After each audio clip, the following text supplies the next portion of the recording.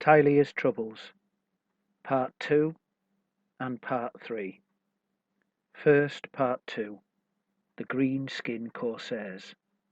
On the western coast of Tilea, spring 2401. The storm had finally subsided just before daybreak, and as the roaring thunder, lashing rain, and rushing wind all diminished, so too did the shouting. There had been a lot of shouting through the night, mainly by Sea Boss Scarback, the product of anger, frustration, and a pressing need not to let things get any worse. Mind you, Scarback was not sure that things could get any worse. As the day dawned, the Orc Sea Boss could see that all his ships were gone, either consumed by the fire in the fight, lost to the sea, or destroyed by the black rocks. Perhaps the Skaven always intended that the Tempest should hit moments after they engaged in battle. More likely they had simply attacked when the opportunity presented itself, regardless of the weather. Either way, the storm had very much added to the Green Corsairs' misery. Even by greenskin standards, the Ratmen seemed oblivious to the dangers that the approaching storm presented, a carelessness further proved by the unstable weaponry they employed. The diabolical machines affixed to their bows vomited long, sparking streams of unnaturally green-tinged flames, and their first blast had washed over the galley, bashed them all from bow to stern, killing the crew before they could even leap into the sea. Their second blast had gone catastrophically wrong, as the machine burst and blew the entire front half of the Skaven ship to pieces. Yet this misfortune did nothing to help balance the odds, for the Skaven vessels outnumbered the Green Corsairs 3-1. Just as the storm hit, the hull splitter was boarded by a swarm of Ratmen, so that every single Orc aboard was matched by uncountable foes. The rest of Scarback's fleet, attempting at that very moment to turn and so avoid the sheets of fire, had suddenly found themselves cruelly embayed on a lee shore, and so suffered more from the storm than the battle. Scarback's flagship, the Doombringer, had been driven onto the black rocks by the wind, while the smaller ships Cracker and Orc's Whelp had both just managed to avoid the same fate, being subsequently yanked out to sea by a rip current. Whether they escaped the Skaven vessels as well as the rocks was anybody's guess. The luckiest ship, perhaps, was the Man Crusher, for she had somehow skirted the rocks and run ashore on the one little beach along this particular stretch of the Tilean coast. She was named after a memorable incident when a Sartosan boarder had fallen between her hull and that of the ship he was leaping from, only to be ground into a red smear on the hulls of both ships. The Man Crusher's smear was later made permanent with an artistic coating of red paint, but it now lay hidden by shadows as she lay careened sharply over on the sand. It would be possible to put her to sea again, but only if Scarback was willing to leave 2/3 of his force behind, and he was not. Scarback had drawn his blade, all the better to point with as he barked his commands, as well as to cut down several contrary goblins who had apparently forgotten who he was in their panic and confusion. Clad in a long coat torn from the bloated corpse of an already fat man his crew had fished from the sea a few months back, with his brightly patterned scarf wound about his waist, he took a moment to consider what exactly he might do next. His first mate, Jugglers, whose own viciously carved cutlass had also chastised a goblin or two that night, pointed out to sea. "That's Doombringer's mast. She can't be deep. You reckon we can get some stuff off her?" Boss Scarback peered out into the slowly lightening gloom until he could make it out too. Just 2 feet of masthead, which would not be visible at all if it were not for the raggedy pennant dangling soggily from it. "No one would come up again if they went under there," he said. "The waves and the rocks would see to that. A hammer and an anvil to break their bones and crush the air from their lungs."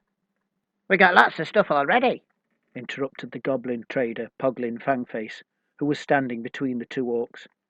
His oversized panache feather hung heavily from his ragged black hat, and the clawed toes of his left foot stuck out of the hole at the end of his boot.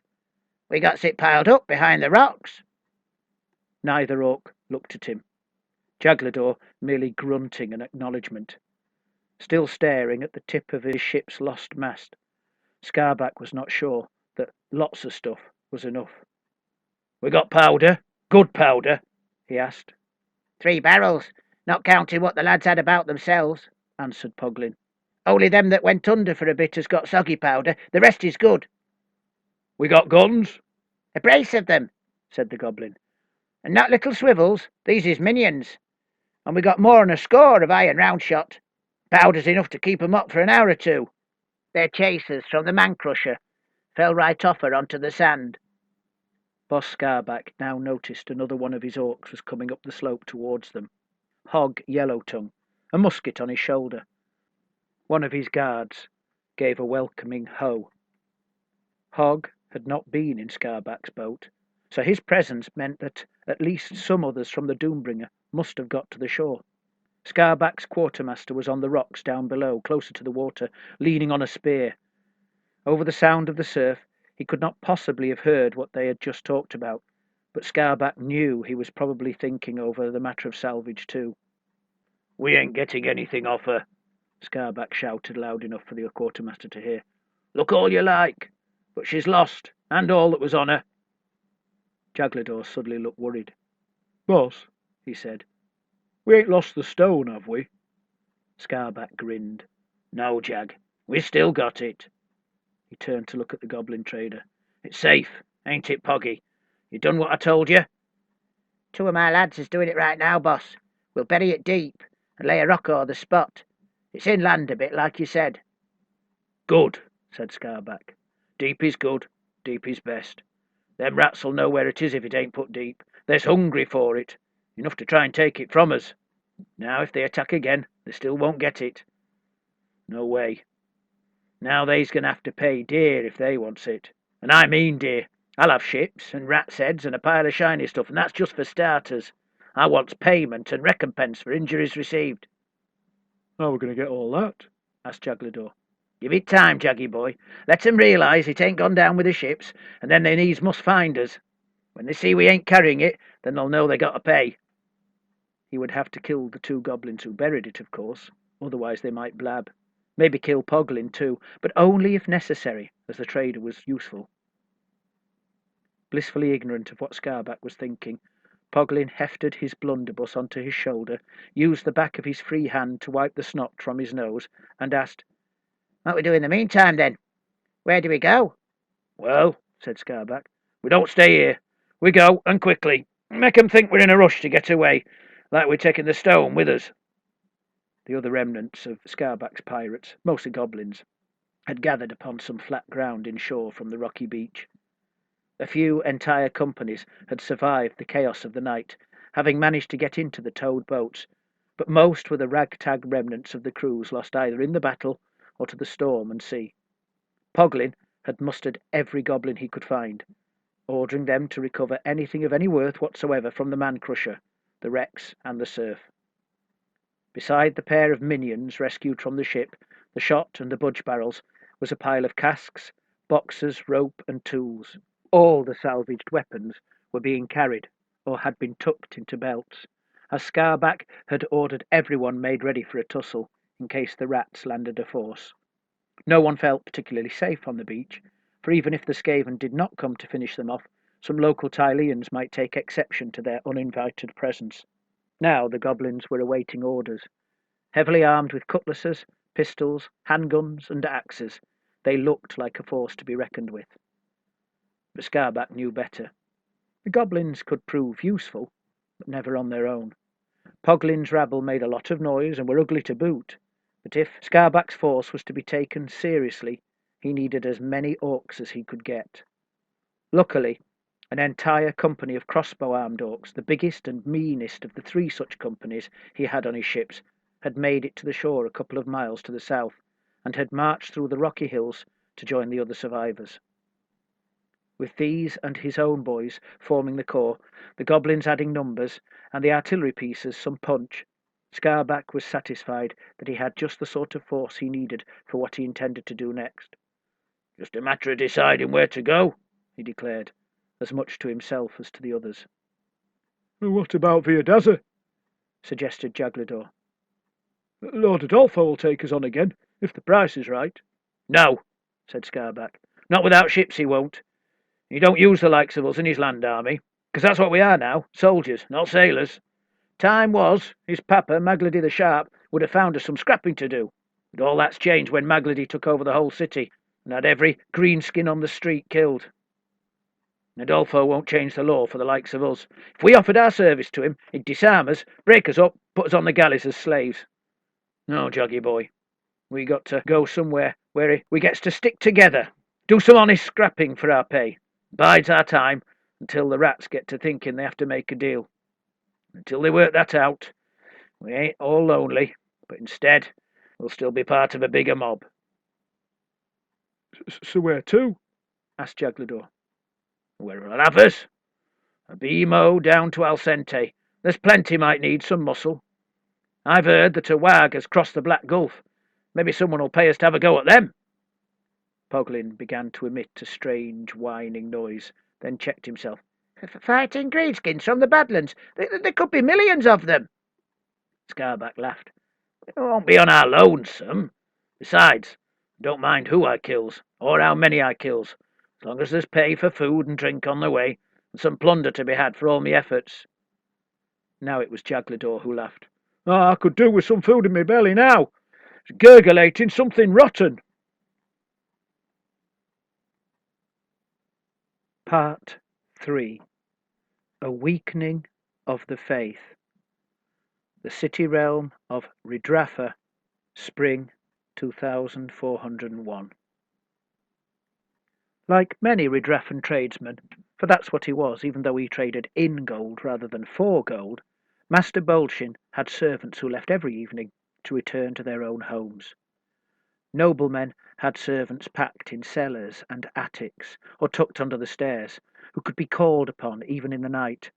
But in the city of Ridrafa, such practice was considered above the station of a tradesman. Besides, the fact that Master Bolshin was a dwarf in itself made it more difficult for him to employ manservants.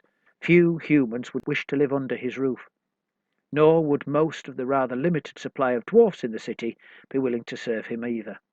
Most young dwarfs yearned to find their fortune in engineering, masonry, carpentry, smithing, making things. Usury was not a common ambition amongst them. As the decades went by, those same young dwarfs might well realise the error of their ways as the profits to be made became apparent, but by then they would look to become their own master and not to serve some other dwarf. Right now, as he struggled down the stone stairs in his grey nightshirt and blue striped bed hat, a spluttering candlestick in one hand and Arnulf clutched tight in the other, his famously long beard not just reaching the floor, but straying dangerously underfoot, Master Bolshin was regretting his lack of nocturnal help. His house was strong, built of grey stone with walls as thick as those on a watchtower, as any counting house should be, considering the coffers of gold and silver often stored within. The surrounding houses were more traditionally Tilean in style, built in stone but with shuttered windows and red-tiled roofs, rather than the barred windows and strengthened slates on his house. It was not guards he needed, just someone to run down the stairs and answer the door. He strongly suspected it was a dwarf banging at his door. There was something dwarven about the steady persistence of the rapping. Of course, he himself would not normally knock in such a manner, for he had adapted to Tilean fashions and the ways of men. Only when he was calling about a long, underpaid debt would the wood take such a beating, often from the clubs carried by the heavies he had hired for the purpose. "Give an old dwarf a moment," he cried, somewhat breathlessly, almost at the bottom. "The hour is late. I am tired and in no fit state to rush." The beating ceased, hopefully just in time to forestall shouted complaints from his nearest neighbours. He dragged the 3 solid iron bolts back, taking satisfaction from the reassuringly heavy clunk they made. Then, just before turning the huge key, he stopped. Best take a look to see first. Leaning forwards, he placed his eye at the peak hole and peered through. He could see a green hat, a large and floppy thing, and the fingers of a brass hand clutching a smooth and milky rock. Is that what was bashing on my door? He wondered. What sort of visitor is this? It was definitely a dwarf, for otherwise Bolshin would have found himself looking at the fellow's chest, not his hat. "Who is it?" he asked, his hand resting on the key but yet to turn. "Cousin Glammerscale, that's who it is. And I am wondering when you became so timid, Bolshin, and afraid to so much as open a door." Master Bolshin was so surprised to hear the name that at first the insult did not register with him. He had not seen his cousin for many a decade, and they had parted on bad terms. Then the echo of Glammerscale's words in his mind finally caught his attention. "Timid?" he snapped, beginning the 2 turns of the key that would be required to unlock the door. "My caution is not timidity, but common sense. Have you forgotten my trade, cousin?" He pulled upon the door. "An unwary moneylender is not likely to thrive." Even though he had already glimpsed the floppy hat, the sight of his cousin caught him by surprise. The brass fingers and the orb they held proved to be the head of a wizard staff, which in the hands of a dwarf seemed to him ridiculous. And it was not just the staff that marked his cousin out as a wizard. The hem of Glammerscale's orange coat was decorated with silver moons and suns. Beneath his arm he clutched 2 large tomes bound in leather, no doubt stuffed with arcane knowledge of a most undwarven kind. The ensemble was not improved by the red-tinted eyeglasses he had perched upon his nose, his eyes peering over their horned rims. It was not that Bolshin did not know Glammerscale claimed to be a practitioner of the magical arts. It was the very thing that had caused them to part their ways all those years ago. Just that actually witnessing his cousin, garbed and accoutred as a wizard, took his breath away. He said. "The word you are looking for," suggested Glammerscale, "is hello, or maybe good day, or if I may be so bold as to advise you on the etiquette appropriate for such an occasion, perhaps welcome, followed quickly, and this is merely a suggestion, with come in." "You did it!" The wizard dwarf's eyes narrowed as they looked over the top of his strange spectacles. "You talk less than I remember. It makes as little sense. Cousin, will you let us in? I must speak with you." Bolshin looked past Glammerscale at the 2 dwarfs behind him. They were plainly clad, neatly trimmed, silent, and obviously well fed. It irked him that his insane cousin turned wizard could apparently find dwarven servants, while a prosperous fellow such as himself had to make do with part-time men. This thought added a tinge of frustration to his confusion, and did nothing to improve his foul mood. Better get them off the doorstep, he decided, before the neighbours see them. "Come inside, quick now, do not linger there." Glammerscale grinned knowingly. Then he and his 2 companions followed Bolshin in. After some kerfuffle over where best to lay the books, where exactly everyone should sit or stand, and some embarrassing questions concerning Arnulf the stuffed bear, the little company settled to drink some ale and talk. "Now I have to ask, cousin," inquired Glammerscale, "what is it I have done?" The question meant nothing to Bolshin. "At the threshold," clarified the wizard dwarf, "you said I did it. Such a statement demands a response, I reckon, and I am willing to give one, I can assure you, if only I knew what it was being said." "Oh," said Bolshin, "I meant only that you are a wizard, or at least appear to be one." "And I am one," Glammerscale replied quickly. "Surely you remember me well enough to know that I am not the sort of dwarf to feign accomplishments I have not earned, nor claim abilities I do not possess. I do not claim to be a wizard merely because my name sounds right. And before you ask, no, I will not cast a spell to prove the truth of my claim." No, do not." Mild panic laced Bolshin's voice as he imagined magically conjured flames washing through the room, singeing every precious thing in it in the process. The wizard dwarf smiled. "Then we are agreed on what not to do. I am glad. But what concerns me is quite the opposite." Bolshin was beginning to wonder if his cousin was deliberately trying to confuse him. "The opposite being?" "What to do." Now Bolshin understood. He gulped down a large mouthful of ale, wiped his whiskers on the sleeve of his nightgown, and resolved, as it was his house and he was the host, to take more control of the conversation. First things first, cousin. Why are you here? Last I heard, you were living in Pavona, apprenticed to a grey-beard Tylean who was nevertheless younger than you by many years. Until a mere month ago, I was indeed in Pavona, but no longer an apprentice, as I thought we'd already established. That is, until quite suddenly it became apparent that I, along with every other dwarf in the city, had outstayed my welcome. Every dwarf? All of us, even those of less eccentric bent, being of course every other dwarf in the city. My good servants and I left the very day of Duke Guidobaldo's decree. Those who stayed to voice complaint followed only days later, though in a rather less comfortable fashion. This news was as unexpected as just about everything else since Bolshin had opened the door to his cousin. Why? He asked. Seemed the sensible thing to do. I knew the way the wind was blowing, so to speak, and to linger would be most foolish. No, said Bolshin, now convinced his cousin was deliberately walking one step to the left of the conversation. I mean, why have the dwarfs been cast out? Glamorscale laughed again. Ha! It's a good thing you're asking me, for I believe most Pavonan dwarfs would struggle to make sense of their banishment. Those who tarried when we left were surely having difficulty getting their heads around it.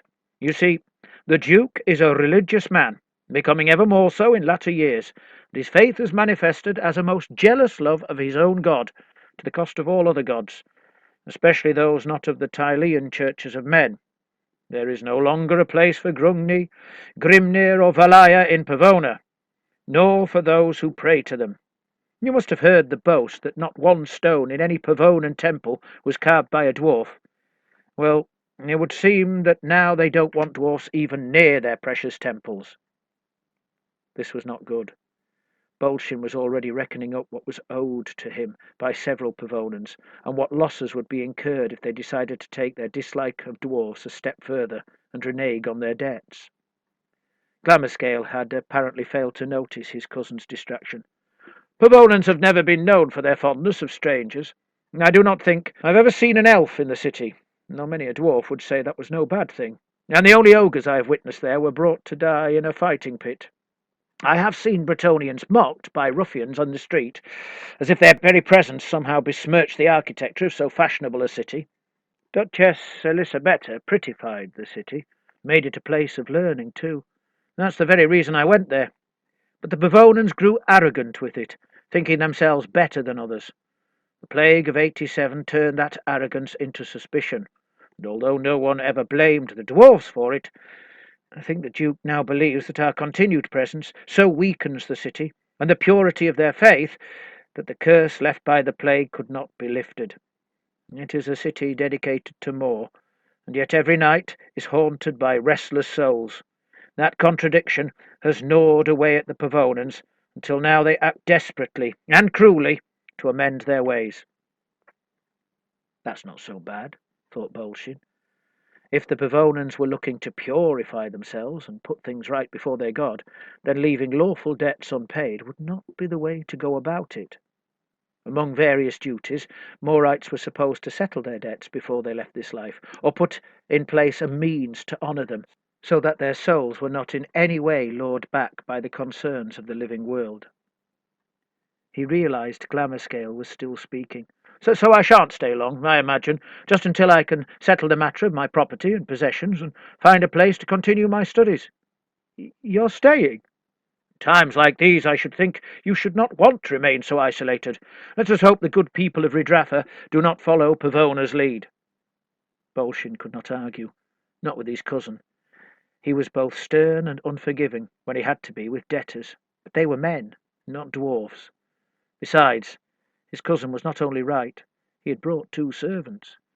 Being one of 4 dwarfs in times of trouble had to be better than being alone.